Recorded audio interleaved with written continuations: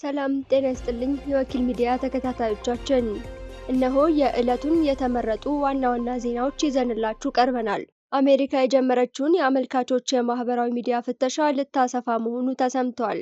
አሜሪካ ከዚህ ቀደም ለተማሪዎች ቪዛ ለመስጠት የጀመረችውን የአመልካቾችን የማህበራዊ ሚዲያ መፈተሽ ወደ H-1B ቪዛ ልታሰፋ እንደሆነ ተገልጿል። በዚህም የትላልቅ ክህሎትና ሙያ ባለቤቶች ወደ አሜሪካ ለስራ ሲያቀኑ የሚሰጣቸው የኤች-1ቢ ቪዛ ከዚህ በኋላ ሲሰጥ የማህበራዊ ሚዲያቸው እንደሚታይ ተገልጿል።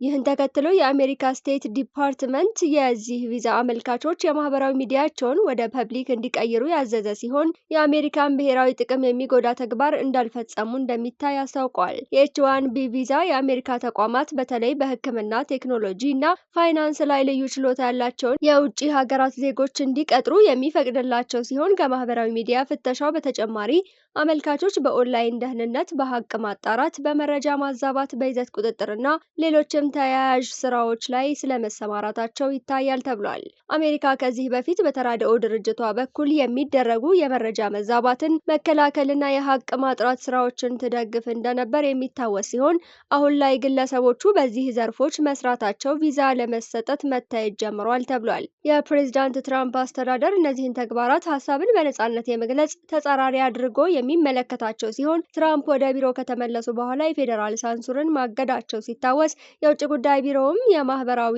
ሚዲያ ይዘቶች ላይ ቁጥጥር እንዲደረግ ጫና የሚያደርጉ የውጭ ዜጎች ወደ አሜሪካ እንዳይገቡ እንደሚያደርግ መግለጹ ይታወሳል።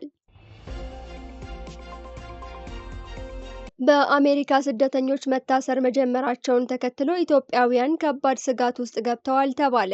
በአሜሪካ ሚኒሶታ ግዛት ሶማሊያውያን ስደተኞች በቁጥጥር ስር መዋላቸው ለኢትዮጵያውያን ስደተኞች ከባድ ስጋት መሆኑ ተነግሯል። ይህንን የተናገሩት በሚኒሶታ ግዛት የስደተኞች ጉዳይ ጠበቃ የህግ ባለሙያ የሆኑት አቶ ሙሉዓለም ጌታቸው ሲሆኑ በሚኒሶታ ከ80 እስከ 100 ሺህ የሚገመቱ ሶማሊያውያን ስደተኞች እንደሚኖሩ ገልጸዋል።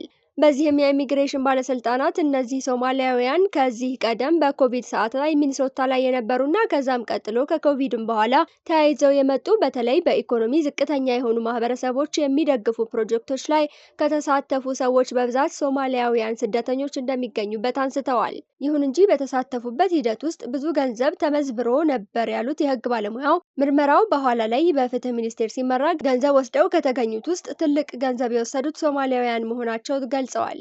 አያይዘውም እነዚህ ደግሞ ወደ ኬንያና ወደ ሶስተኛው ሀገር ገንዘባቸውን አሸሽተው ነበር ያሉም ሲሆን የሶማሊያን ማህበረሰብ በአብዛኛው ማዕከል ያደረገው ወይም ወደ ዋሽንግተን ፖለቲካ ውስጥ ያመጣው ዋነኛው ይሄኛው ነው ሲሉ በሶማሊያውያን ጋር ዘመቻ መከፈቱን ተናግረዋል። የህግ ባለሙያው እንግዲህ ሶማሊያዊ ስደተኛ በመሆንህ የምትታሰር ከሆነ ለኢትዮጵያውያኖችም ከባድ ስጋት ሆኗል ያሉ ሲሆን በምክንያትነት የጠቀሱትም በአብዛኛው ነጮች ኢትዮጵያውያንና ሶማሊያውያንን አለመለየታቸው ነው ብለዋል።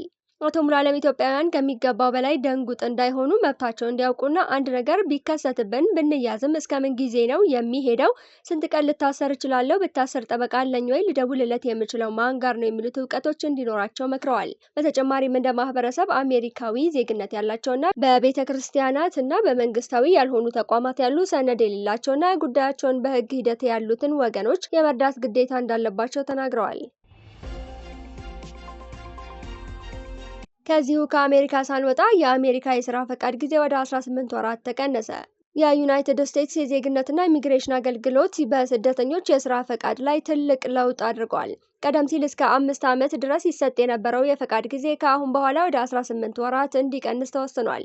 ይህ ለውጥ በዋናነት የሚመለከተው ጥገኝነት ጠያቂዎችን፣ ስደተኞችንና ግሪን ካርድ ለመጠየቅ ወረፋ ላይ ያሉ በሺዎች የሚቆጠሩ ሰዎችን ነው። ከዚህ ቀደም ከሴፕቴምበር 2023 ጀምሮ አብዛኛው የስራ ፈቃዶች እስከ 5 ዓመት ድረስ ሲሰጡ የነበረ ቢሆንም አዲሱ ፖሊሲ ከታህሳስ 5 ቀን 2025 ጀምሮ ለአብዛኞቹ ተጎጂ ቡድኖች ከፍተኛው የፈቃድ ጊዜ 18 ወራት ብቻ እንዲሆን አድርጓል።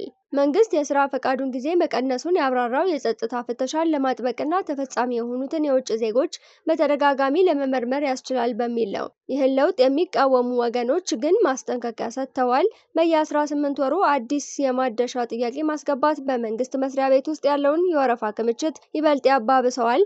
የስራ ፈቃድ ለማደስ ብዙ ጊዜ የሚፈጅ ከሆነ ደግሞ አመልካቾች ስራቸውን የማጣት አደጋ ላይ ይወድቃሉ። በመጨረሻም ይህ አይነቱ ትልቅ የፖሊሲ ለውጥ የስራ ፈቃድ ያለውን ሰራተኛ ብቻ ሳይሆን ቤተሰቦችን፣ ድርጅቶችንና መላውን የስደተኞች ማህበረሰብ የሚነካ ይሆናል ተብሏል። ስለዚህ በአሜሪካ የኢሚግሬሽን ጉዳዮች ላይ ትልቅ ለውጥ መጥቷል። ማህበረሰቡም ዝግጁ ሆኖ መቆየት ይጠበቅበታል ነው የተባለው።